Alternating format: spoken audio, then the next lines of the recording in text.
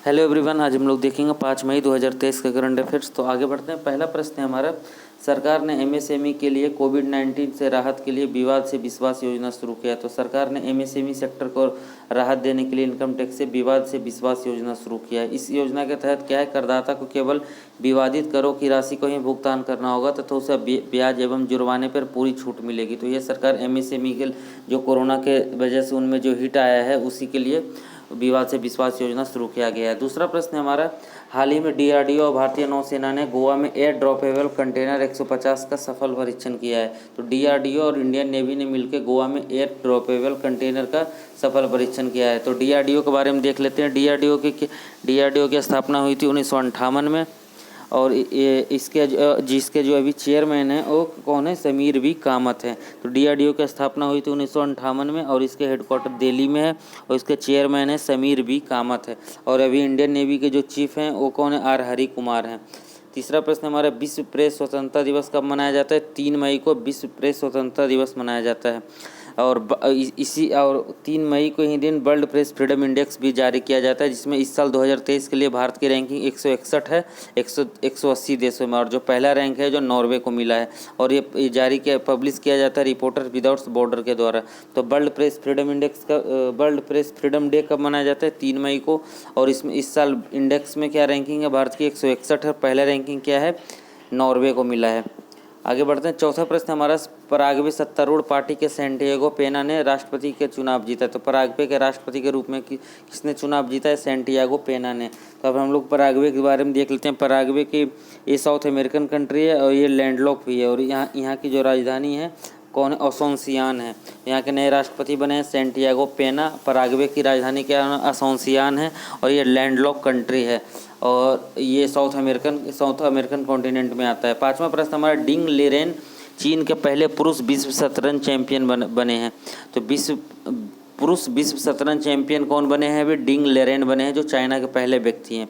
छठा प्रश्न हमारा, सर्जियो पेरेज ने अजरबैजान ग्रैंड प्रिक्स जीता है। तो सर्जियो पेरेज ने अजरबैजान ग्रैंड प्रिक्स जीता है। तो अजरबैजान के बारे में देख लेते हैं। अजरबैजान की राजधानी बाकू है और यहाँ के प्रेसिडेंट है इल्हाम अलीयेव हैं। अभी है जो अजरबैजान और आर्मीनिया के बीच नागोर्नो काराबाग के बीच एक विवाद भी चल रहा है, जिससे 2020 में एक लड़ाई भी हुई थी। तो नागोर्नो काराबाग का जो डिस्प्यूटेड एरिया है वो किसके बीच है? अजरबैजान और आर्मेनिया के बीच है। आगे देखते हैं। सातवां प्रश्न हमारा, पहला आसियान भारत समुद्री अभ्यास सिंगापुर में शुरू हुआ है। तो आसियान इंडिया के बीच समुद्री अभ्यास कहाँ शुरू हुआ है? आसियान और इंडिया के बीच समुद्री अभ्यास सिंगापुर में शुरू हुआ है। आसियान के बारे में देख लेते हैं। आसियान की स्थापना हुई थी 8 अगस्त 1967 को। इसमें 10 मेंबर होते हैं। 10 मेंबर कौन कौन है? ब्रुनेई है, कंबोडिया है, इंडोनेशिया है, लाओस है, म्यांमार है, मलेशिया है, फिलीपींस है, सिंगापुर है, थाईलैंड है और वियतनाम है। आसियान की स्थापना कब हुई थी? 8 अगस्त 1967 को हुई थी। पहला आसियान भारत समुद्री अभ्यास कहाँ शुरू हुआ है? सिंगापुर में शुरू हुआ है। आगे देखते हैं। 8वां प्रश्न हमारा, बार्क के निदेशक AK मोहंती को नए अध्यक्ष के रूप में नियुक्त किया गया। तो बार्क क्या? भाभा एटमिक रिसर्च काउंसिल के नए अध्यक्ष कौन बने हैं? AK मोहंती बने हैं। तो बार्क के बारे में देख लेते हैं। बार्क की स्थापना हुई थी 1954 में।